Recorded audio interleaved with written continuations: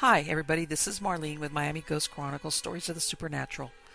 And I hope you enjoy this new show, whether you're viewing it on the internet or listening to a podcast version of the episode. I do want to thank you for being part of my audience. You can also find links to videos or podcasts on MiamiGhostChronicles.com, as well as where you can submit your story about any eerie experiences you've had, which I would love to hear about. Just go to the Submit Your Story tab.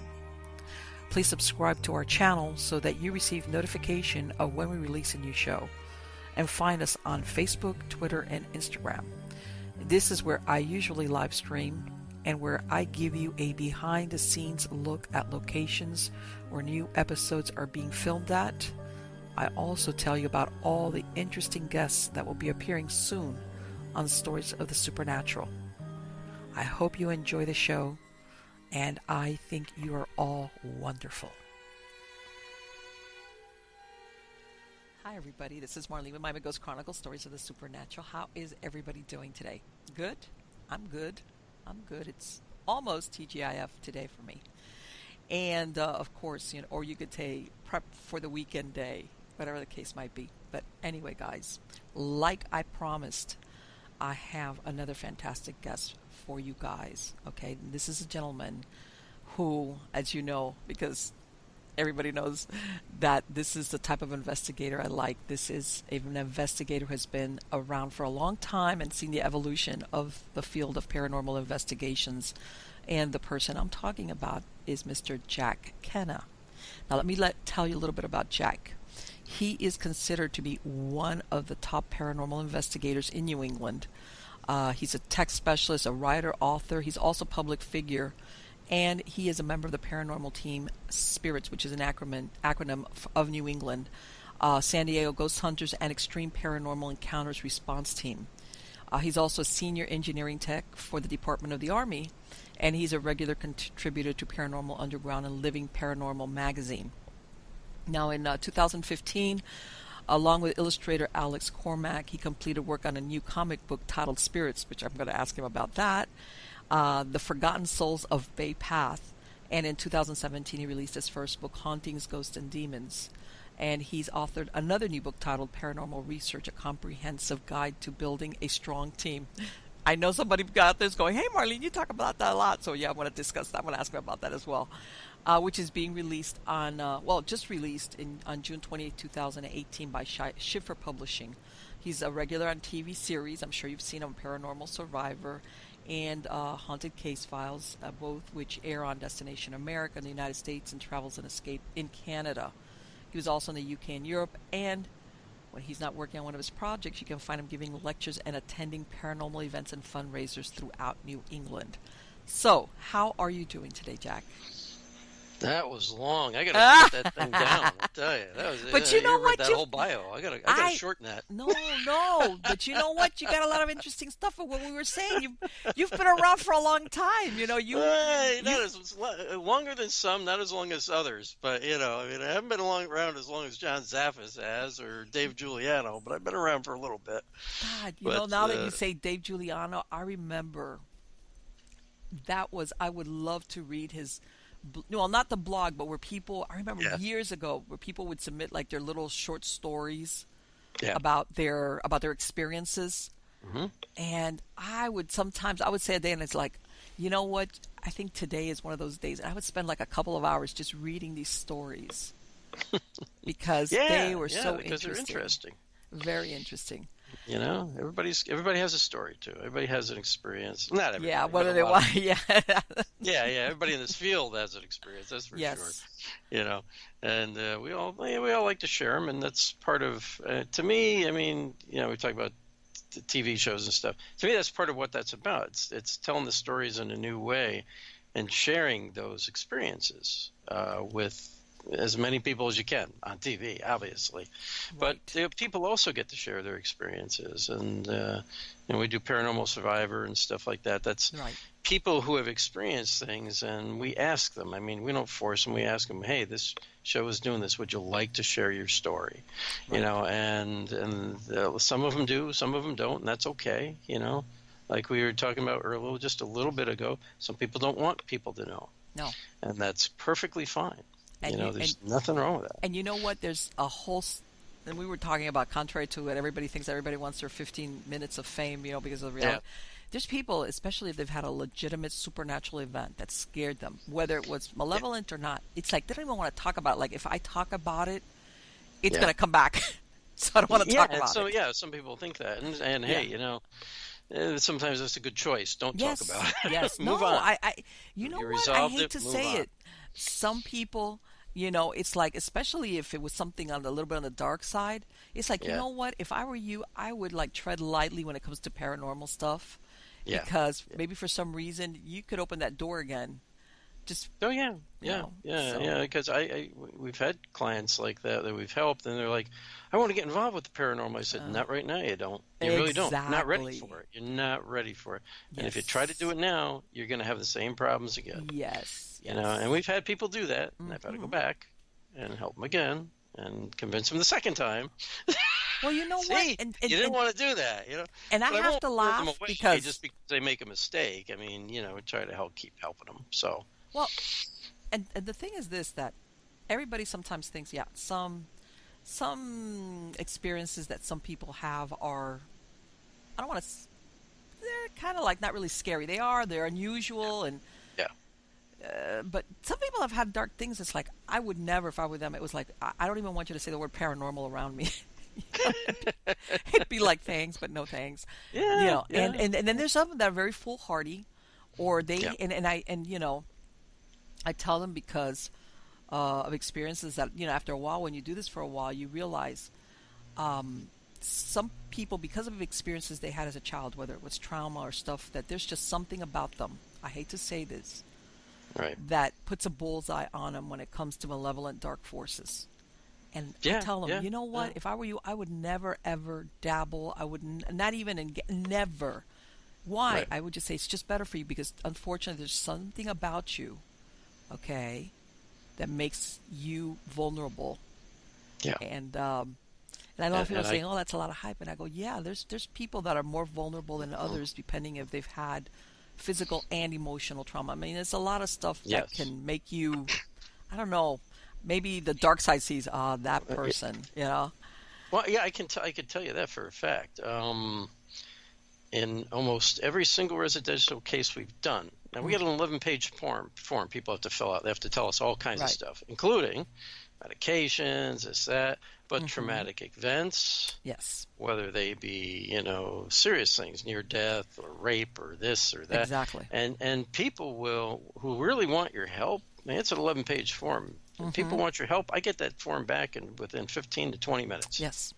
People who I'll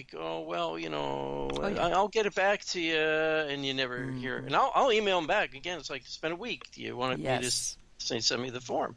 I'm going to get to it. And they never get back to you. So, but that's one thing we do require with our team. You have to send that form back. It's the only thing we're ever going to ask you to do.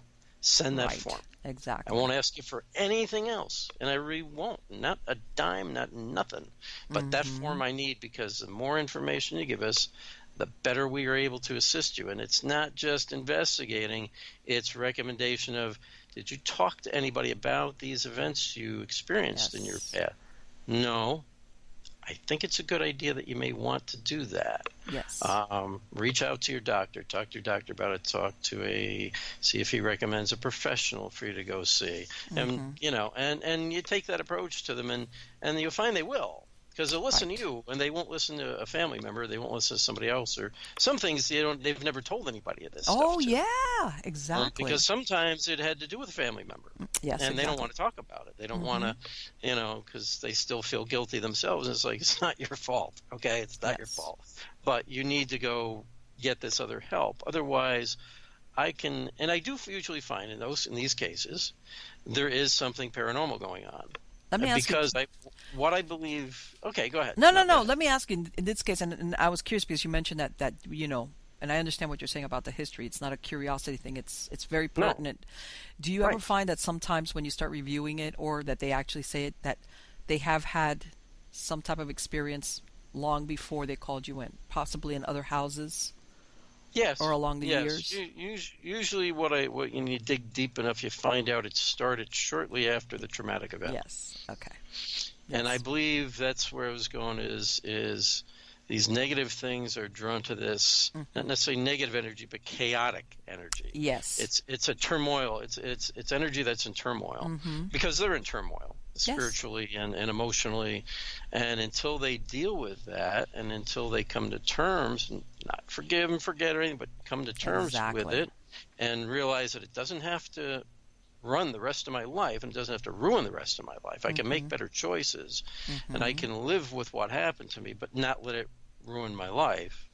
Once you and we see this happen, we see them start to get this help and turn around, and their lives turn around, and things get better, and we're able to get rid of that spirit that's in the home or whatever's there. Whatever is feeding off that turmoil that you were talking about. That's what it's doing. And it attracts. That's why we say, what scares clients the most, for lack of a better term, we call them clients, but because we are helping them. So what scares them the most, beyond just they think, I'm have a haunting, I'm terrified.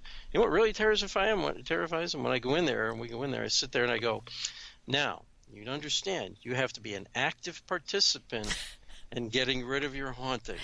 And they're like, what do you mean? They look at you with a deer in the headlight. What do you mean by that? Yes. You have to. We're going to make suggestions to you, and I strongly suggest you follow these suggestions, and pursue these other things you really need to pursue. Yes. Because if you don't, I can get rid of what's here maybe right now. It's going to come back. Yes. Never going to be able to totally get rid of it. Yes. And you're never going to be. And we also teach them, because I can't be there every other week or once a month to stage their home. We teach them how to properly stage their home, keep that energy clear, work with them to improve their family relationships, bring more fun, more positivity into their home. Yes. And it doesn't take much. And once they see that and you're there a couple times and you're having fun with, they realize they can do this themselves, and they just kind of take it on. And it works. Yes. And Jack, this is something, and I've mentioned it before in other shows, that, everybody, of course, like they look at the Hollywood version, where like either the Exorcist or the Paranormal Investigator, clap of thunder, a prayer, well, it's gone. And it's like, no, yes, maybe at some point something is dispersed, but you afterwards need to maintain, because it's like almost either, like you said, smudging, whatever your paranormal, your religious beliefs are prayers. Right. And it depends on their religious beliefs. Right. It's not because one's better than the other, anything. Whatever it is that you believe in. You have to work with what they're comfortable with. Right. Or what their you need to keep up this process so that you don't let this come back in, like you said, because it's going to try to come back in. Oh, yeah, definitely. And some people think, or like what you said, they want you to go there, do whatever you're going to do. It's over. Okay, I can't come back. It's gone. Okay, thanks. Bye. What I always like to say is they want me to come in and wave the magic wand and make it all better. I said, there's no magic wand, number one. I'm not Harry Potter. Yeah, exactly.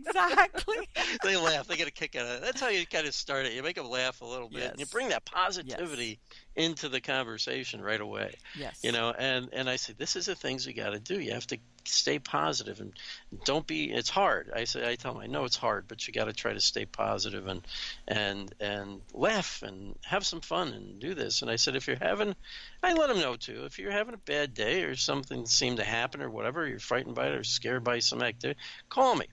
Yes. I said, I may not call you back right away, but I will call you back and we'll talk about it. And once they do that once or twice, they realize, oh my God, he actually does pick up the phone, Well, or one of our other team members does. You are doing more something talking. Which I think is really important, that a lot of people sometimes think like that you need laughter. I've told clients, I said, by the way, I don't want to see any horror films for now.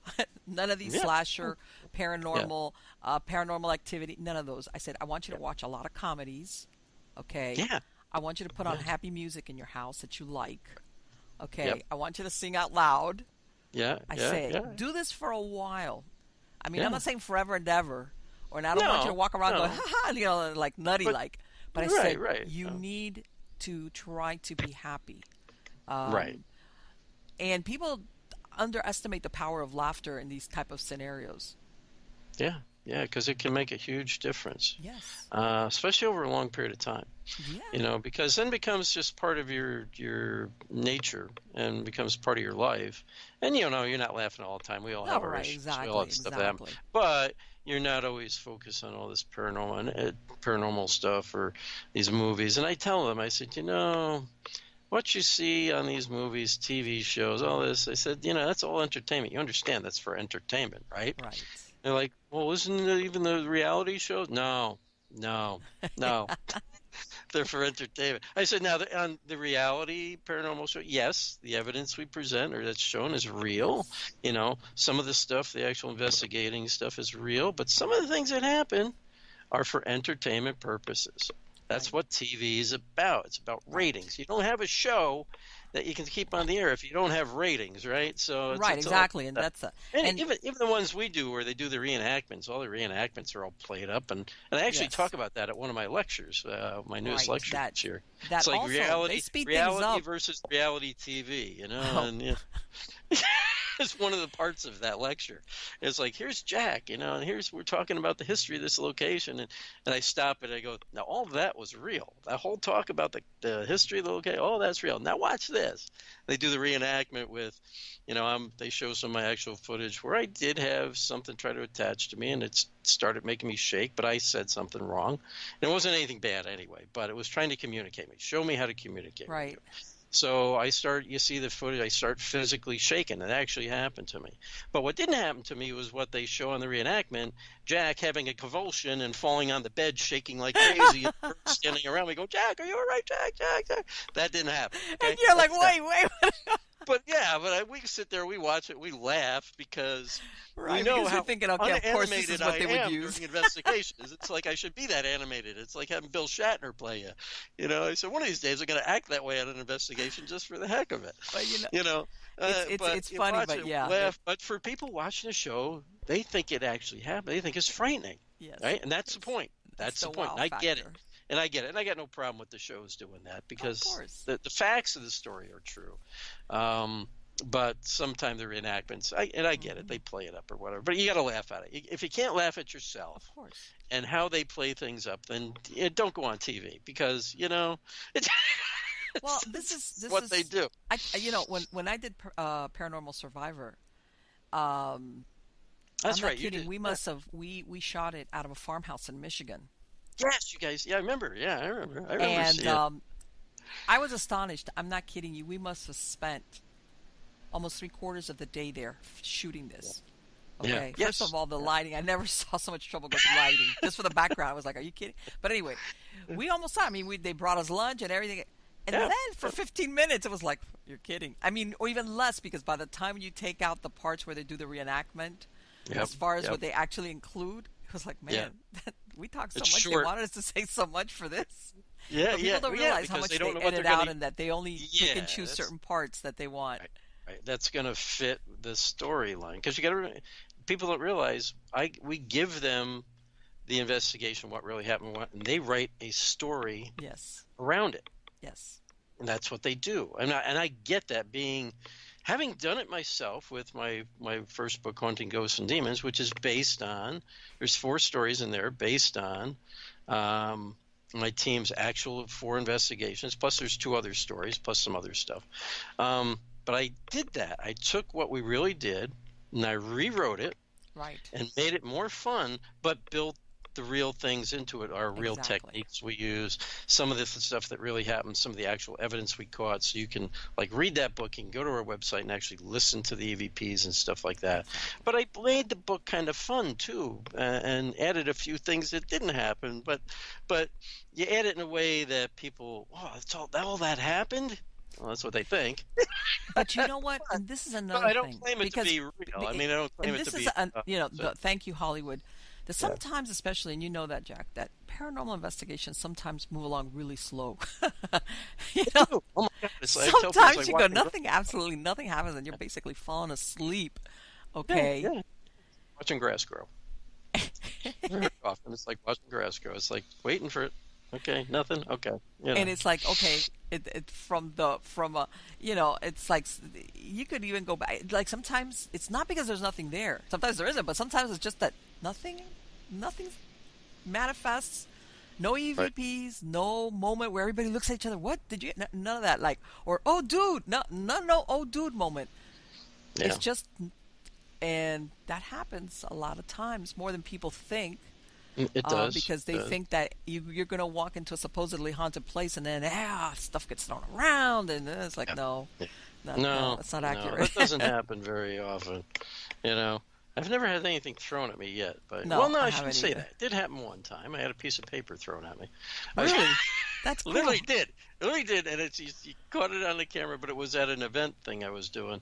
It's at the Spalding Inn up in New Hampshire when Jason and Grant owned it, as a matter of fact. Uh-huh. And it just, I was actually saying goodbye to whatever might have been there because we had some activity the night before, and this little piece of paper comes flying from the other side of the bed right over at me and lands in front of me, and I'm like, okay, I get it. You don't want me here, and I could kind of get that sense of it too. But Yeah, it's explain like, that okay, to me. It actually made an arc through the air and lands in front of me. It's like, it's like, where's okay, this I guy? can't explain that. There's nobody in this room but me, but I can't explain that. But okay, Well, you know. I remember one time I was interviewing the investigators at Black Hills out of Deadwood up in the Dakotas. Hmm. And one of the founding members, he tells me one time, this is a small house, by the way, and of course the basement, the cellar, which is like, man, that's number one creepy place in a house.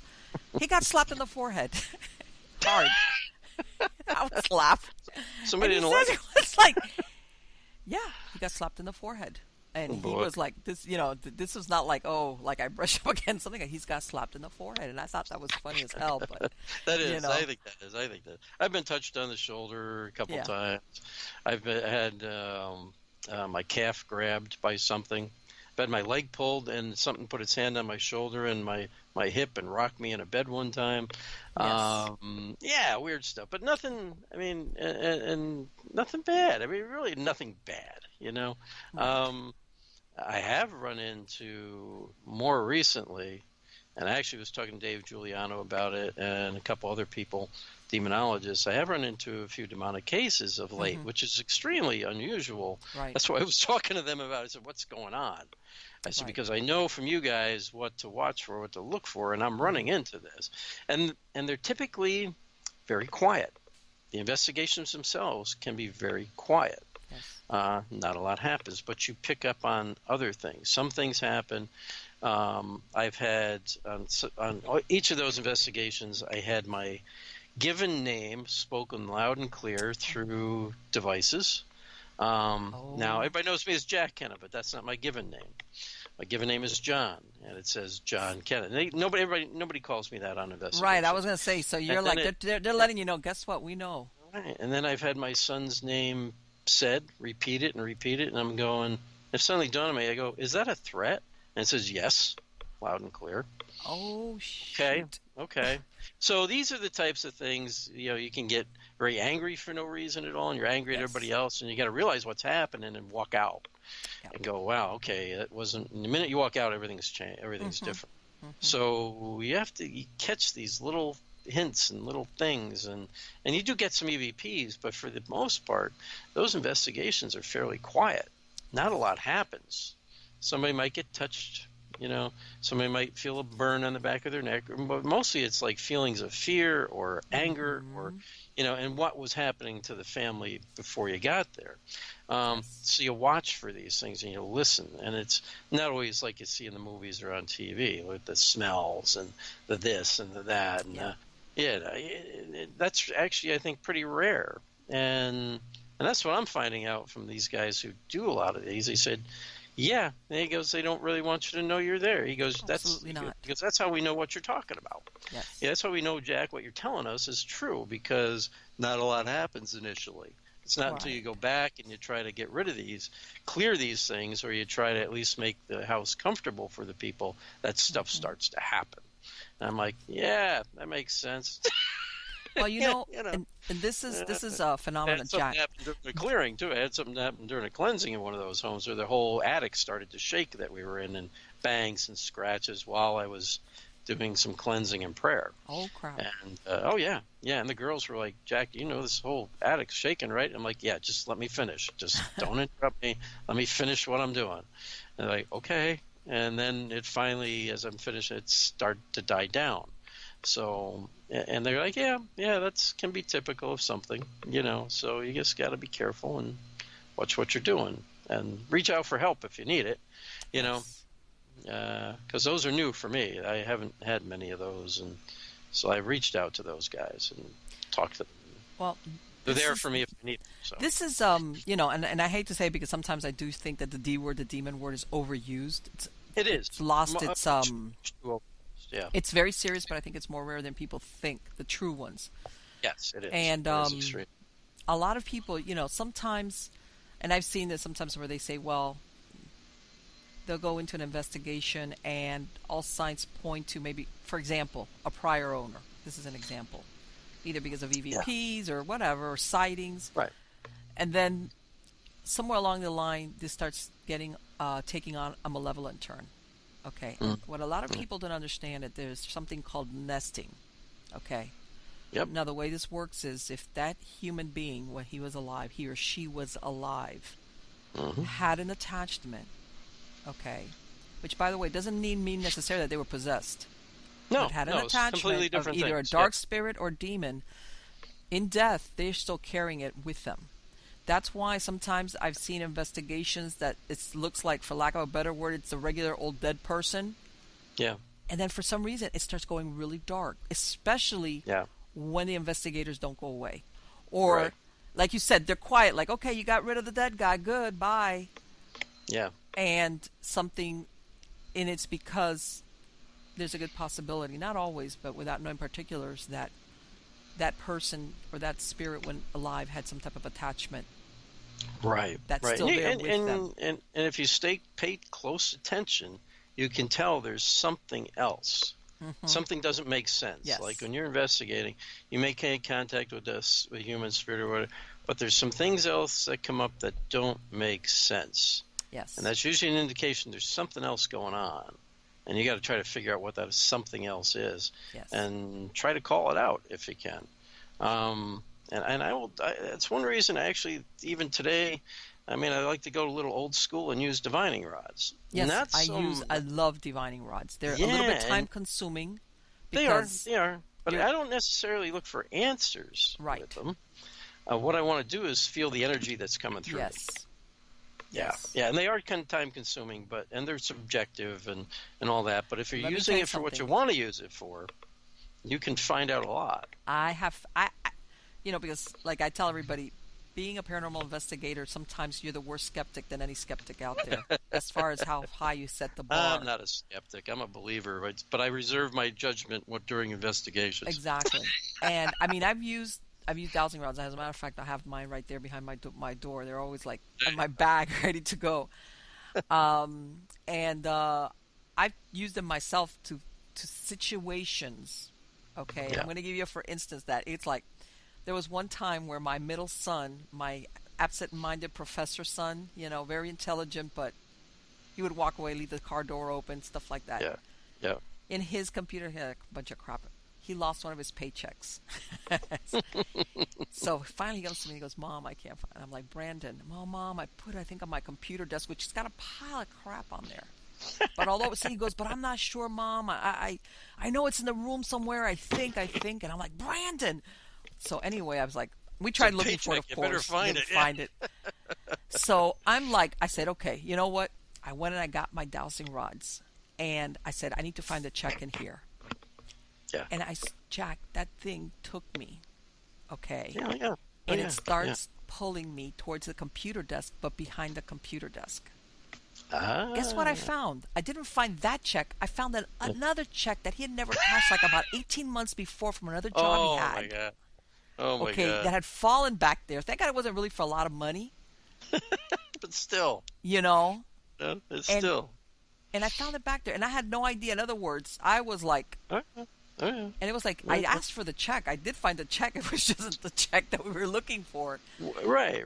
But I think it's because, you're focusing your energy to find a specific thing, and it'll guide you to that. Right. It was like, I wasn't looking. And I found portals out in the woods that way. Yes. Yeah, you guys will see that on Haunted Case File Season 2 this year, by the way. We actually had somebody film that, and even I couldn't believe it's like, Really? You brought me to this tree. Okay. All right. So, it's a strange story. I can't talk too much about it, but I just gave a little something away, but that's okay. That's okay. Well, it's Talk probably about it not all you okay, want. but it's okay.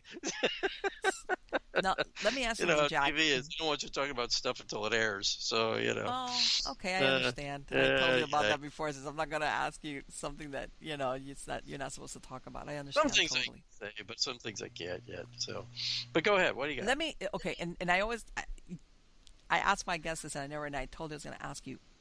Did you have experiences as a kid, or how did you end up doing this? Getting into I the don't know. That's paranormal. a good question. How did I end up doing this? I don't know. It fell You into it. know what? No, I did. Sometimes, Yeah, yeah. It's kind. I kind of did fall into it in a way, but I did have experiences as a kid, okay, growing up. Nothing bad. It was never anything bad, and it was. I used to hear my name being called, and it would sound like my mother. It would call me my nickname. Like she always called me Jay. okay, So I still hear it to this day in my house occasionally. And a good psychic medium friend of mine who I met totally by accident was able to tell me that it was my maternal grandmother, my mother's mother. wow, And I'm like, well, it might make sense. Why do we sound like her voice? And she was always just letting you know you were there, she was there, or everything's, you're not alone. Because my mother might be outside or down doing laundry. And I'd hear it loud and clear. I go, well, yeah, Ma, what do you want? Mom, what do you want? And she'd go, what are you doing? What are you talking about? She go, well, you called me. I didn't call you. And it wouldn't wow, be just once. I'd hear it 2 or 3 times. And there's still times I hear it when I'm laying in bed and I'm not going to work a certain day. And I'll be just laying in bed, sleeping in a little bit, and I'll hear that, and I'm like, Grandma, it's okay. I'm not going to work today. I don't need to get up. It's okay. wow. And it'll Yeah, it's stop. like let me sleep in. It's like she thinks, oh, it's a weekday. You're supposed to be working, aren't you? Like, no, I'm off today. Don't worry about it. And then it Wow. stops. It goes away. So, and other people have heard it, and to them it sounds like somebody they know, which is interesting. But it's always my grandmother. Um, so that's interesting. And so I always had kind of those experiences. I Mm-hmm. had some strange things too, like be in a deep, deep sleep and feel like something very negative was coming after me and I couldn't wake up. And finally I'd wake up. I'd force myself awake. So I had things like that happen. But those were rare. I mean, those things were rare. So but I had all these experiences. And I was always interested in the In Search of shows and Right. Bigfoot and the UFOs and ghosts and all that stuff. But I Yes. kind of, it wasn't until Ghost Hunters started, which I talk about this in my new book, I think, too, Paranormal Research, that it kind of rekindled things in me. And I met some people online. It could be called the Beyond Reality Forum that Okay. taps at Start. And that's where I met the Spirits of New England team. And we didn't meet for a year. Really? And I was actually, I was actually one of the last members brought on the team. Wow. Yeah, and we've just been the 5 of us ever since. They had some other members. Some people fell out. Some people didn't work out. Right. And then I was the last one brought in. And until just recently, we just added one new member, Joe Sibilia, who's somebody I work with, but he's excellent at audio and video review and helps us out a lot. So we decided we're going to make him a part of the team. That's the first person in forever, since 2009 when I came on, that's been put on the team. Wow. So, I mean, and then just went from there. We wanted to do residential stuff. We wanted to help people. We learned a lot from Jason and Grant, going Okay. to their events, talking to them. And, we just kind of knew them too.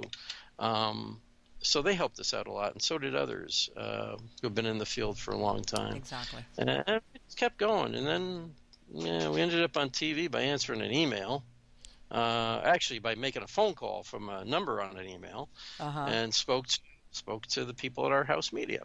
And that was for season 1 of Paranormal Survivor, Right. that I did with them. And we just all hit it off since then. They keep asking me to come back, so I keep coming back. So But you if know they want what? me, What it is also, Jack, that you've been around for a long time, and it's a wealth of experiences that you have as far yeah, as not only stories, cases. Okay, yeah, we've done a lot of because cases. We've done even some. I consider cases even ones that I didn't have to go there, but I was able to help these people figure out things and resolve them, yes, just even over the phone. And sometimes people just need somebody to talk to, and that's all it is. They just want to tell somebody what's going on and try to understand it. Not that they're terribly frightened by it. They've had it in their house for a long time. And they've been living with it, but now they're getting like a little worried. And so we talk to them about it, you know. Yes. And we just give them some advice and things like that. And it's like, well, it's never harmed anybody over all these years. I wouldn't be overly concerned. Just, you know, just keep doing what you've been doing all these years. Just don't talk to it too much. Well, you know what? And I'm gonna go on because this is my experience with and I know there's a lot of shows and there's a lot of paranormal investigators that handle things differently. Yeah. I personally don't think that living with a deceased spirit that's still earthbound is good for a household, for living people there. Even if it's low key, even if it's like you said, it's the one that wants to stay in the attic or in the basement and just wants to hang out. Because I find that, like you said, maybe for years it's really low key and maybe all you get is a weird noise or Right. But I've seen more often than not, eventually it can get very dark. Okay. Sometimes it can, and we let them know, you know, if something No, does. you know what? And there's people that's like, oh well, if it's so and so, it's okay, and then it's like, No, even then we tell them, no, it's not okay. You shouldn't be having to deal with that, you know. Right. So I know what you're talking about there. Yeah. Well, and I tell them, you know, a lot of, or if it's a family member, some people think, and it's like, oh well, if it's auntie whatever, I said, look, listen.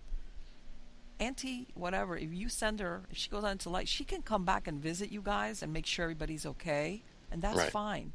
But you would never want a human soul to be earthbound, okay, which means stuck, okay, even if this is what she thinks she wants. And I said there could be a lot of reasons why maybe she hasn't moved on. Maybe she's scared, she didn't believe in the afterlife. It could be a million things, you know.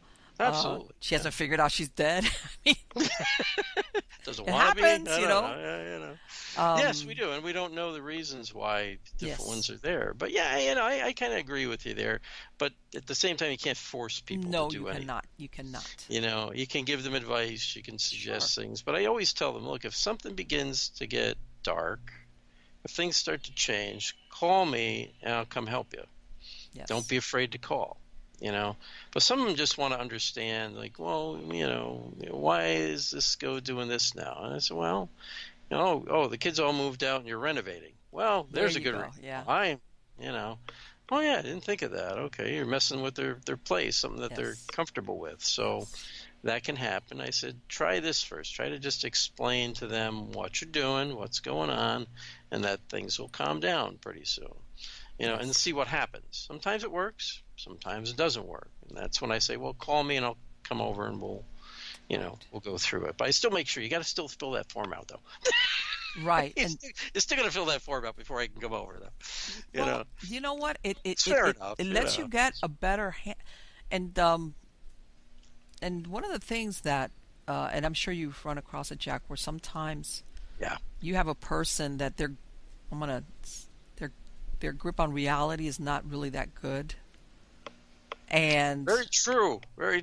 Okay. You know what I'm talking about. From every case where we thought somebody was loco, yes, I wouldn't do any cases. But you know, because again, we discussed that can be part of the issue. Yeah, exactly. And it can be caused by so many things they've been through. So that's where, if you really want to take these residential cases on, you got to be willing to take that part of it and make suggestions and say, hey, this. You know, you have to look at this too. This may not be this; it could be this. You know, but you'll find they'll listen to you. I mean, you'll find they'll listen to you. Right. Or and I've had some cases where you have some people that because they're a little bit, they kind of like get a very in other words, you might have if they and it is a big if they have something paranormal, it might be really low key or but they kind of get like a persecution complex, like they think it's evil or it's with me and it's following me. They kind of like make it worse than what it is. And it's like, you know, wow. Some cases it's like they want it to be that. Yes. And it's like, you know, or if you tell them, or I've had cases where we've had to tell somebody, you know what, there's nothing really here. And they get upset because they're like, no, there is something. It's like, no, there isn't. You know? Yeah. Well, that's why I say that form helps weed that down. And usually every time. I could tell you with that form, every single time you've got something really going on. Because it just weeds people out right away. Now, let me ask you, Jack, have you had the experience as an investigator that sometimes, whether either you got the case or you haven't even gotten the case, that you start having experiences, whether it's dreams or just stuff happening that you know that you're either going to get a case or the case does have something attached to it because you start having things start happening around your house? Yeah, I've had that happen. Mostly with more negative cases. I won't say demonic, but more negative cases. With real negative cases, what I notice is I've got a GPS on my phone. I use it all the time. Works fine. But anytime I got a case where there's either something going to be really negative or in the last over the last few years, these demonic cases, it tries to make me make a U-turn and go back the other way. Oh, wow. How interesting. I don't know why, but I have to reset the whole thing for it to work. Really? But it only happens during those cases. I use it all the time. I mean, you use this thing every day. It never happens. Only with cases like that, and that's why kind of an indicator to me that, okay, I might be dealing with something else here than I think.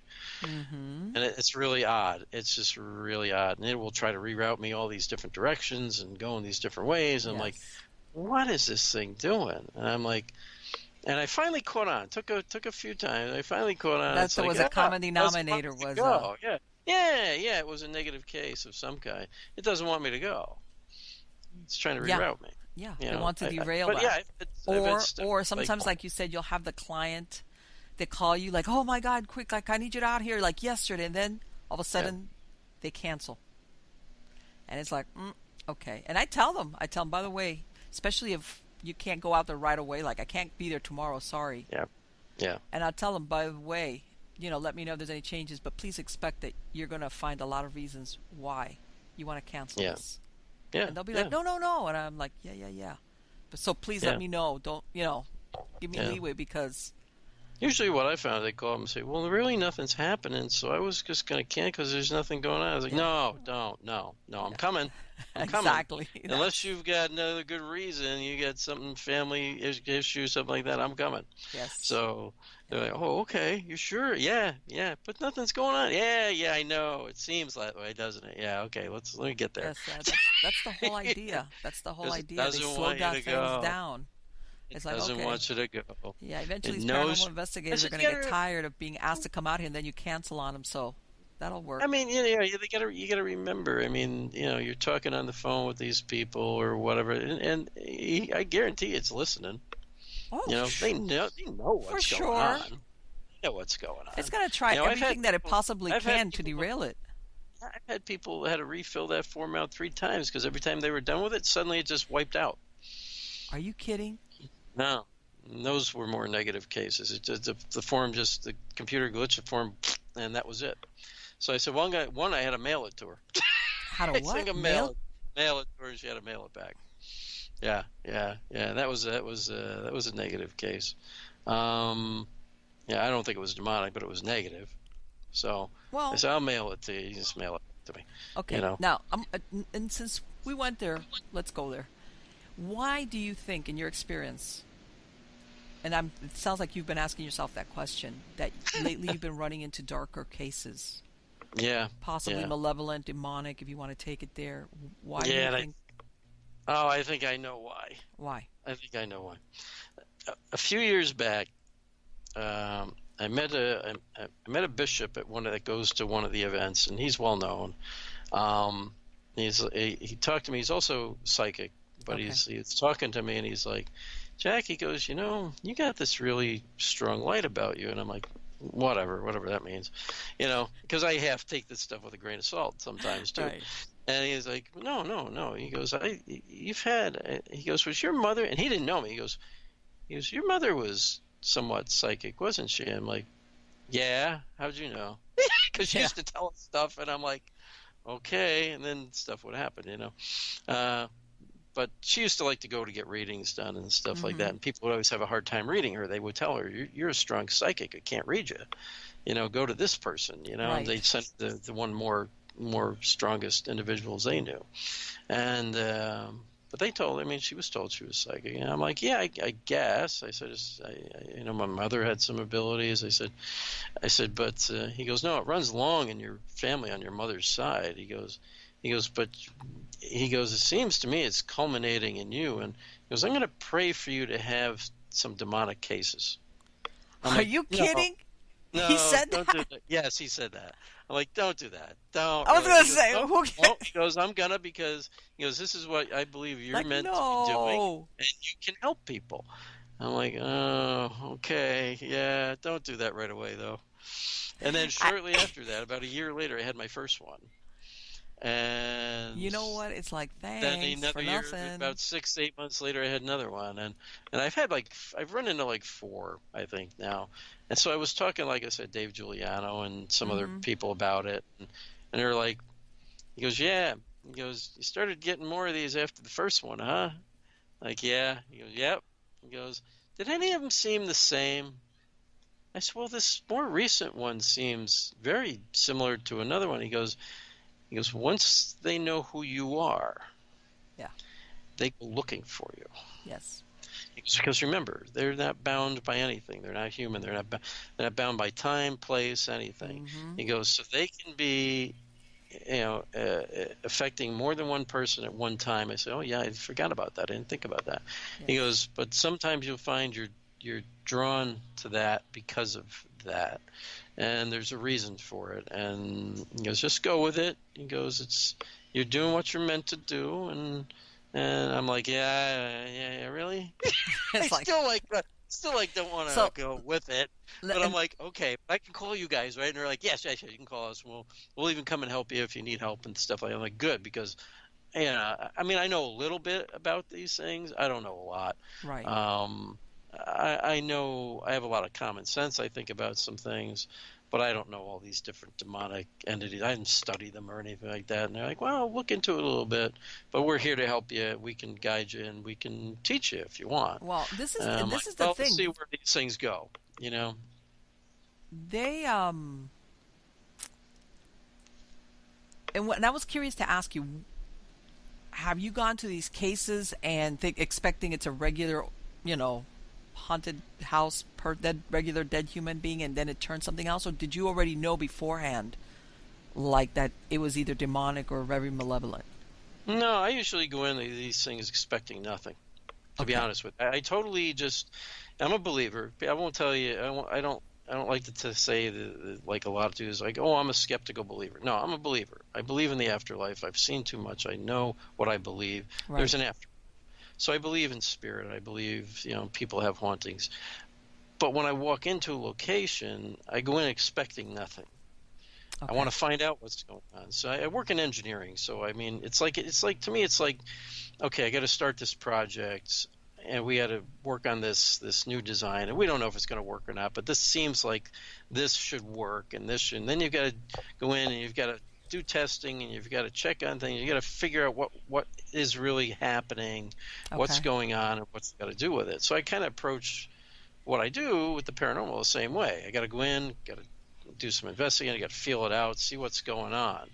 I will, like we talked about before, sometimes get hints of things. Okay. Like, maybe I better be able to, maybe there is something going on here. I might need to be a little bit more careful in my approach. Because I don't like to do anything, especially if I think it is negative. I don't want to do anything that's going to make things worse for the people that are living there. Right. So I take more of an approach of talking, and I discuss that in my newest book, Paranormal Research. See, I just plugged it there. See that? Well, that's fine. Plug ahead. Plug away. Believe me. Let me tell you something. Like I said. I like to approach spirit just like I approach people. I want to talk to them. I want to say, hey, this is who I am. I'm here to talk to you. I want to find out what's going on. We're asked to come in because a lot going on here, and these people are kind of frightened. So what's happening? But are you trying to send a message? Are you looking for something? We're here to talk to you. That's what we're here for. Talk to us and tell us what's going on, and what's important to you. What do you want to talk about? So I take that approach, even if I suddenly realize it's not what I think it is. Right. I'll still take that approach and just hopefully it probably realizes what I'm doing, but I'm playing the game, right? I'm playing the game of I don't know what you are. There is a point where if I want to make sure of what I believe it is, I will call it out. And then I'll just go, okay, I know what you are. All right, this is what you are. And then you'll see usually something happen if it is. You'll have loud bangs. You'll have all kinds of weird things happen. And then you're like, okay, called you out. Okay, I know what you are. All right, now we're going to back off. Okay. And then we back off from it. And I don't instigate it any further beyond that until I can get in there and really do some prayer and cleansing and try to help things calm down. Okay. That was my next question for you. Enough bothers anybody, more than what already was bothering them, at least. Anyway, let's put it that way. It doesn't ramp things up by taking that approach. I've found. So. Let me ask you, in a case like this, when, let's say you go in, like you said, open-minded, let's see what's here. And you, somewhere along the line, you realize, okay, this is not just a nasty dead person. Because that's what people don't realize. Sometimes you do have aspects of malevolent hauntings that really, it's just a human spirit because this was a bad person when they were alive and they're just dead people. Bad. And you get sometimes that you find nasty, out desperate. that bad feeling. Exactly like when you're around somebody that's really bad that you kind of like want to get away from them. Yeah.